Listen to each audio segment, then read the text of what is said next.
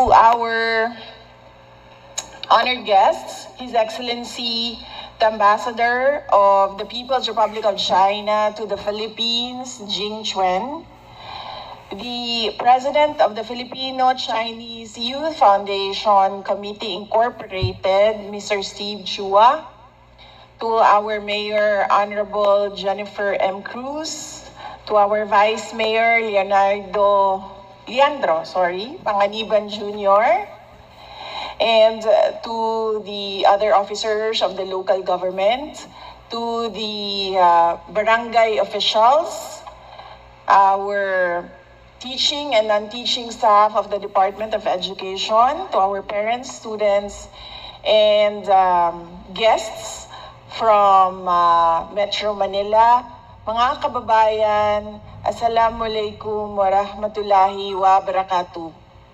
Madayaw, umayong adlaw kaninyong tanan. Magandang araw sa inyong lahat. Good day to everyone. First off, I'd like to thank the Embassy of the People's Republic of China and the Filipino-Chinese Youth Foundation Committee Incorporated for recognizing the need of Philippine schools for safe spaces like this for physical activities of our learners outside of the classroom, and for making it a dual-purpose covered court with the basketball amenities.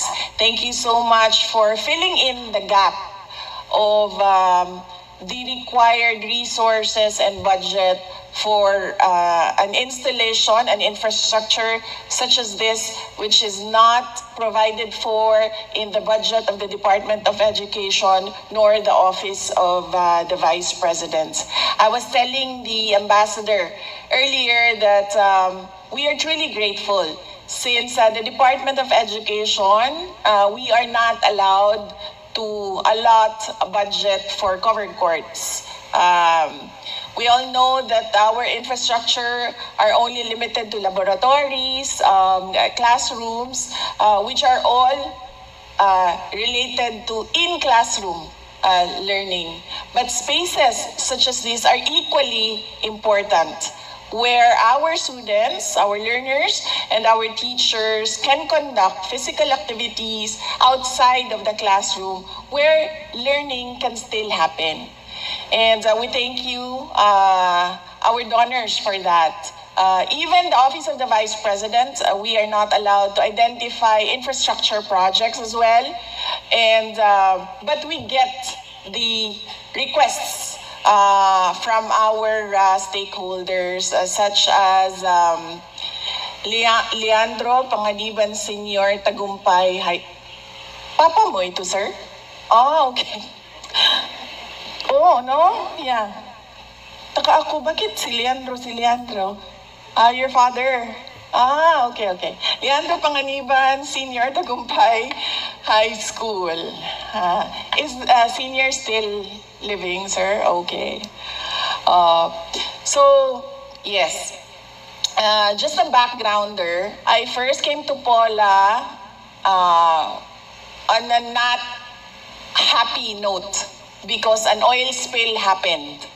So I had to come here to ask the local government, how can the Office of the Vice President help the families that were affected by the oil spill?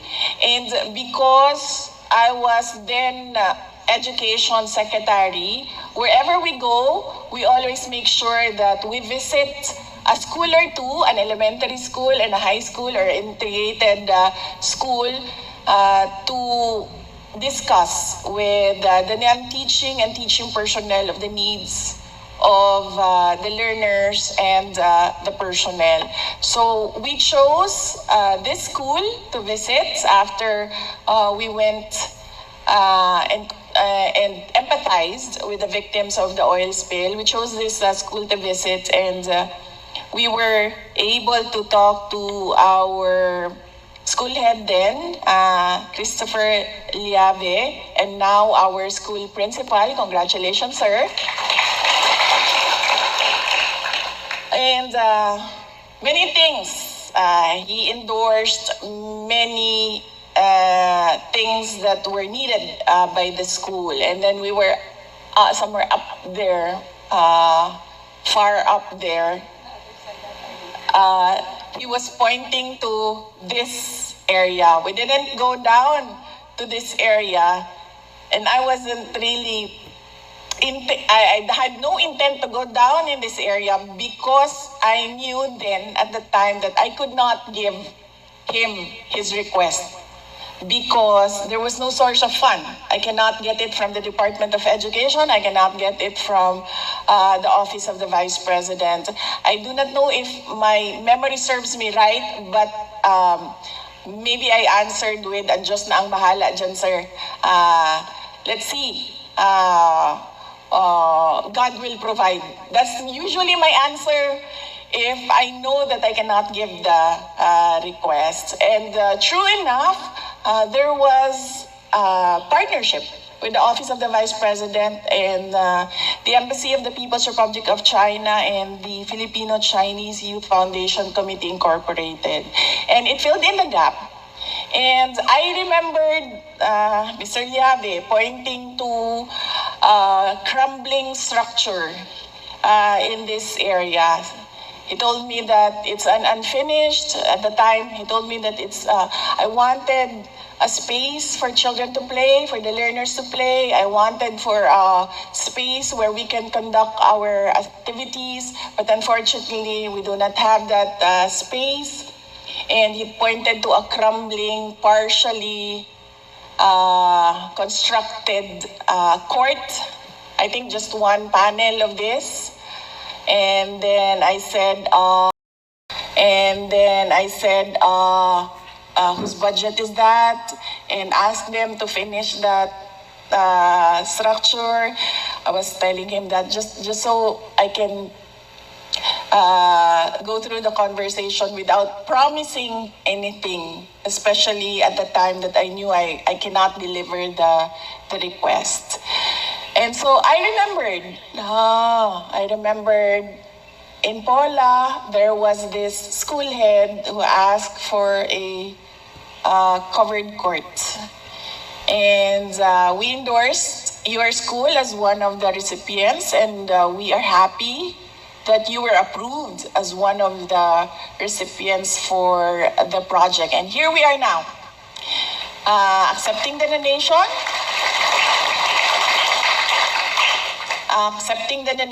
and giving thanks to God for always providing our needs, and thanking our generous donors for recognizing the need for a safe space for the learners. Alam nyo, ang aking anak ay naglalaro ng basketball. Ang anak ko ay 12 years old, grade 7 siya. So, mahilig siya sa basketball. Nagkaroon siya ng hilig sa basketball dahil ang asawa ko ay mahilig din sa basketball. Ngayon, ang part-time na trabaho ng asawa ko ay manager ng LaSalle team na basketball. Yung naglalaro sa UAAP. Yun yung kanyang part-time na trabaho. At 4 years old pa lang yung anak ko na lalaki, ay pinasimulan na siya ng kanyang tatay na sumali ng basketball clinic, 3 araw sa summer, 1 linggo sa summer.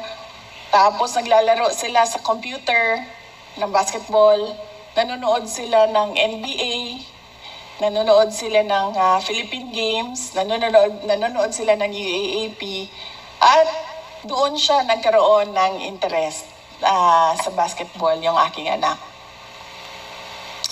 Na kung makikita nyo, minsan lumalabas siya sa social media, makikita nyo siya. Meron siyang skill, natural skill sa basketball na tinatanong ko lagi ang aking asawa. Sabi ko, alam mo ikaw, hindi ka marunong at magaling. pag-basketball. Nagtataka lang talaga ako paano ka nagkaroon ng anak na magaling mag-basketball. Kasi alam nyo yung asawa ko, gustong-gusto talaga niya maglaro ng basketball. Pero yung basketball talaga ayaw na ayaw siya. Isang beses bago lang, sasabihin ko sa inyo, ito nangyari, ito totoo. Umuwi siya sa bahay, ang laki nung black eye niya. Nagulat ako. Sabi ko, anong nangyari sa'yo?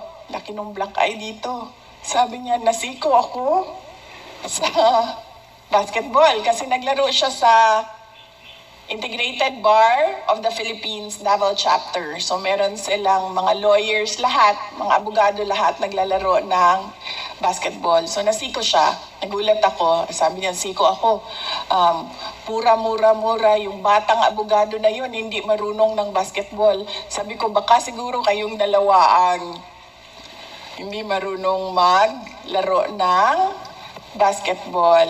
At sinasabi ko sa kanya, kasi ang tagal na wala nung black eye niya. So sabi ko sa kanya, pag lumabas ka ha, sabihin mo talaga na dahil yan sa basketball. Kasi baka isipin ng mga tao, sinuntok kita. So, sabi ko sa kanya, yan ang mga senyales galing sa langit na hindi ka basketball player. Ikaw ay team manager lamang. Hanggang dyan ka na lang. Manood ka ng basketball, mag-cheer ka ng basketball. Pero, sabi ko nga, influensyado niya, yung influence niya sa basketball doon sa anak ko, naging passion, interest ng anak ko yung basketball. So itong anak ko, ang problema sa kanya ay pag nagtitraining, meron siyang training, inaano siya ng tatay niya, nandyan na yung trainer mo, nandyan na yung coach mo, mag-training ka na. Hindi ko alam, siguro ang coach ay anak ito ni Inday Sara. So pag sinabi ng bata na ayaw ko na, tumitigil yung training. Tumitigil yung coach. So sabi ko sa kanya, hindi ganyan ang training. Hindi ganyan ang paglalaro ng basketball na pag sinabi mo, ayaw ko na, ay titigil na ang lahat. So sabi ko sa kanya, sayang yung interest mo na matuto kung titigil lang ka lang din. So sabi ko sa kanya, ngayong summer darating, hanap tayo ng magti-train sa'yo na sa ibang lugar. Hindi kung saan ikaw ang nasusunod. Doon tayo sa kung saan yung trainer at yung coach mo ang nasusunod. So naghahanap ako sa internet, nagre-research ako. Dami ko nang natutunan sa basketball, no? Kahit ako, pwede na siguro akong maglaro ng basketball. Imagine nyo, sa sobrang kakahanap ko ng mga basketball training program, nalaman ko na kapag pala ikaw ay mag-shoot, yung siko ay hindi dapat bumaba dito sa baba ng iyong bewang. Pero kailangan mo din ibaba yung tuhod. At merong point na dito sa taas na kailangan mo na bitawan ang bola kasi pag hindi mo siya binitawan dito sa height na ito ay hindi na talaga siya masushoot mo. Meron na akong mag-antay ka, Mayor, gagawa na ako ng team.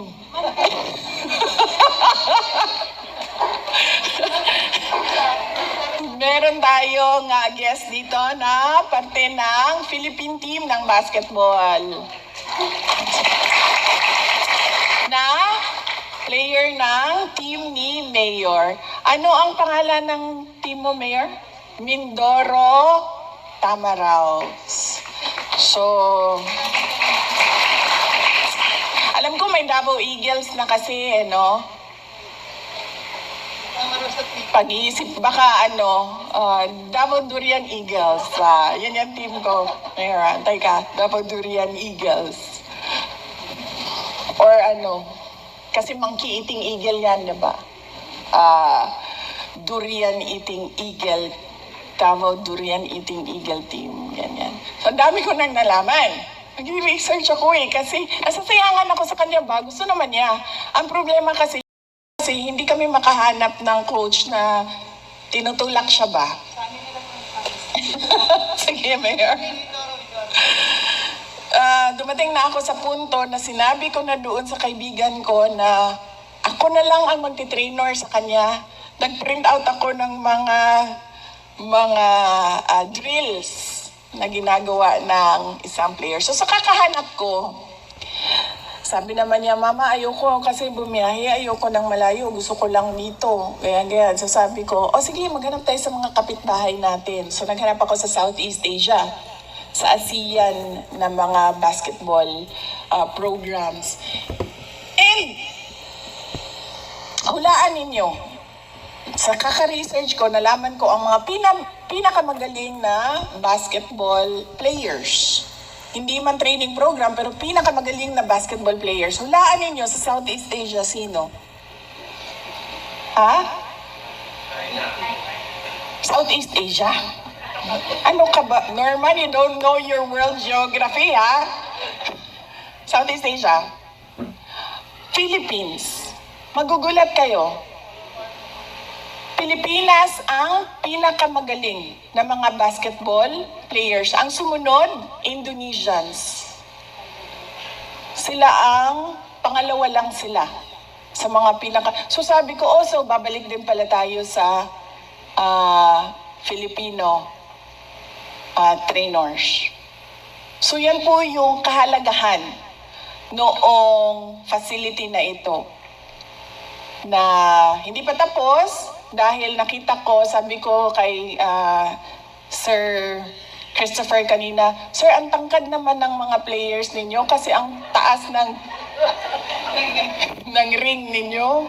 Sabi ko, believe naman ako sa tigapola, sa height ng ninyo. So, sabi ko sa kanya, sabi ko, Sir, ayusin ko yan. Sabi niya, okay, sige. Tapos sabi ko, Sir, paano ito? Mauubusan tayo ng basketball player nito kasi masushoot yung basketball player natin dito sa gilid. Sa baba na natin pupulutin ng mga players nito. So sabi ko, Sir, lagyan natin ng kural sa bakod. Ng harang. Sabi ko, Sir, lagyan natin ng harang ha. Ako na bahala, sabi ni Sir.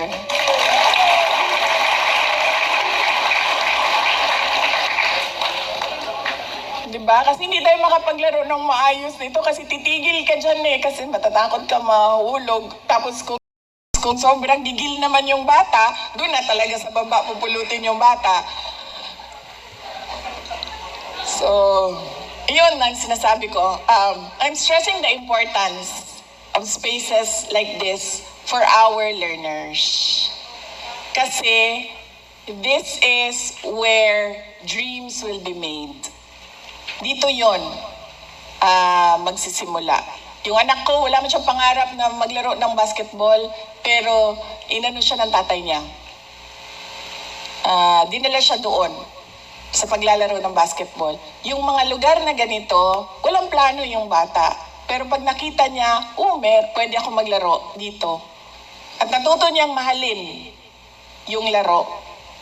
Mangangarap na siya ng mas mataas pa sa kung ano yung nakikita niya sa kanyang komunidad. Yan din yung sinasabi ko lagi sa ating mga mag-aaral na kahalagahan ng edukasyon.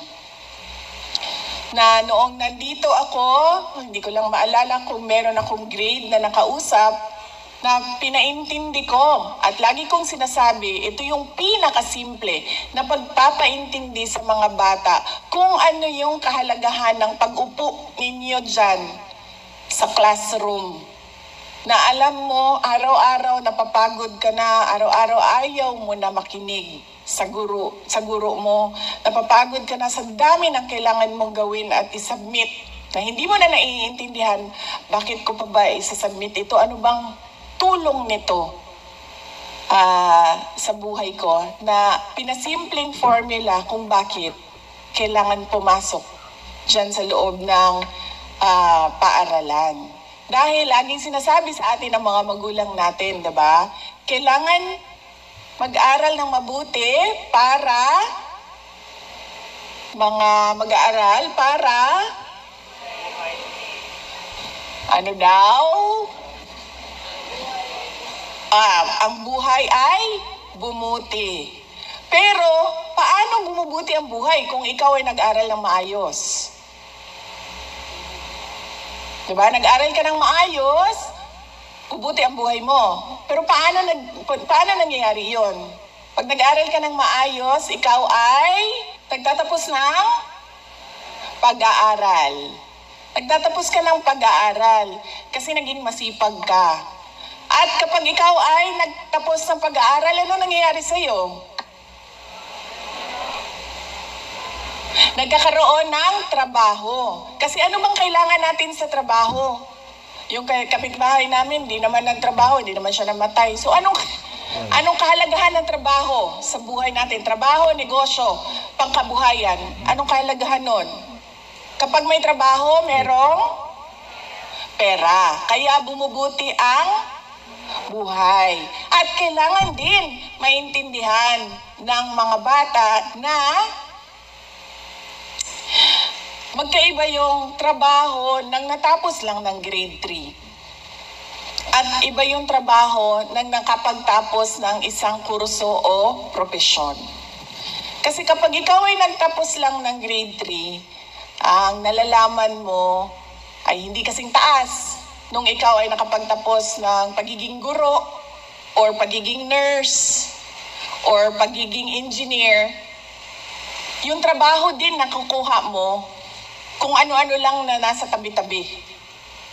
Minsan, merong trabaho, minsan walang trabaho. Pero kapag ikaw ay nakapagtapos ng propesyon, tulad ng sabihin natin nurse, mag-a-apply ka sa hospital o kung saan man merong pangangailangan ng isang nurse.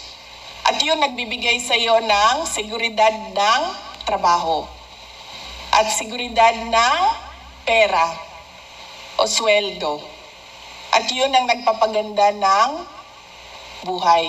Kasi minsan yung mga bata, nakakalimutan na nila kung bakit sila umuupo dyan at nawawalan na sila ng interest. Hindi na ako papasok kasi wala naman yang epekto sa buhay ko ang pagsasubmit ng kung ano-anong papel.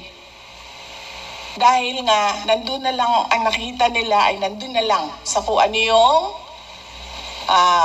nararamdaman nila noong araw na yon, noong panahon na yon. Kaya kailangan ng mga ganito na lugar para nabubuksan yung isip ng bata na meron akong pangarap at yun ang pagsisipagan ko na maabot ko para sa buhay ko.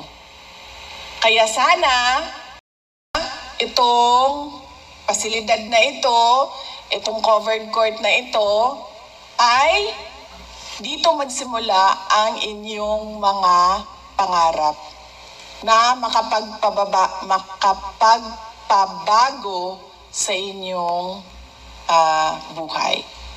At syempre, kami na mga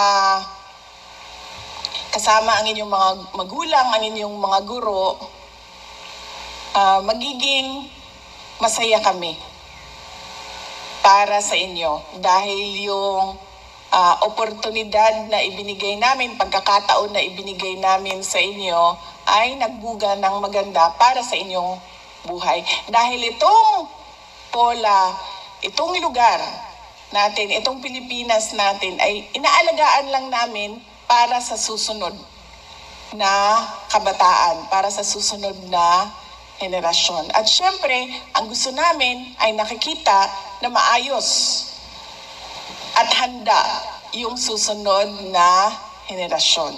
Kaya din, sa dami-dami ng covered court na ibinigay ng ating mga donors sa buong Pilipinas, ay pinili ko lang ang mga lugar na sa tingin ko, pinili ko lang na pumunta sa turnover sa mga lugar na sa tingin ko ay kailangan ko ulitin ang mensahe sa mga kabataan ng pagkakaroon ng pangarap at pagtatapos ng pag-aaral.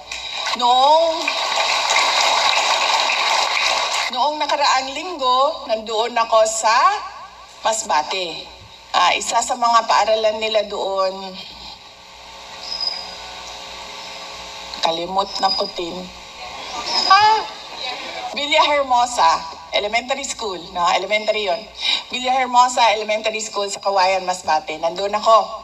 Kasi, madami ako napuntahan na lugar sa Masbate noong ako ay Education Secretary. Yung isang paaralan namin doon ay na-staffing ng NPA. So nagbarilan sila sa labas ng paaralan. So kailangan namin puntahan yung lugar dahil natatakot yung mga bata pumasok sa school. At natatakot din yung mga school personnel. So kailangan namin pumunta doon, kausapin yung mga tao. Nakausap ko sa video call dahil hindi man ako nakabisita doon sa kanyang burol. Nakausap ko sa video call yung mga magulang at naramdaman ko yung sakit na pinaalam sa akin nung magulang na namatay yung kanyang anak sa engkwentro. Noong nakaraang taon din, dito din sa Oriental Mindoro, ay namatay yung kaibigan ng aking anak. Isang opisyal na namatay din sa engkwentro dito sa Baco, Oriental Mindoro. Kaya yung mga lugar na ganyan, yun yung binabalikan ko para ipaalala sa mga kabataan at lalong-lalo na sa mga magulang na huwag ninyong hayaan na madala yung inyong anak sa mga grupo na ang kanilang tumong layunin ay karahasan. Dahil kapag nadala yung anak, diyan na magsisimula yung hindi natutupad ang pangarap. At diyan na rin nagsisimula na nagkakaroon ng problema ang pamilya. Kaya napakahalaga na gabayan natin yung ating mga learners, yung ating mga anak na ang responsibilidad ng isang bata ay pumasok sa paaralan. Yun lang ang kailangan gawin ng isang bata. At huwag kayong magpadala sa mga pakikipaglaban at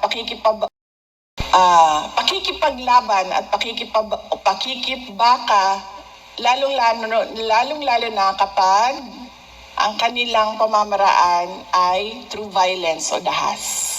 Kaya napakahalaga rin na mabigay ko ang mensahe na yan sa inyo.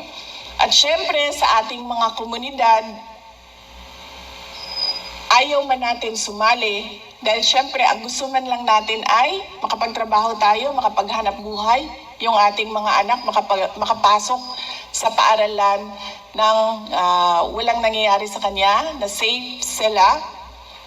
Sasabihin lang natin sa kanila na huwag dito sa lugar namin dahil ayaw namin ng gulo. Kasi kapag nagkakaroon ng gulo, nasisira yung pangkabuhayan namin. Nasisira yung kapayapaan dito sa komunidad namin.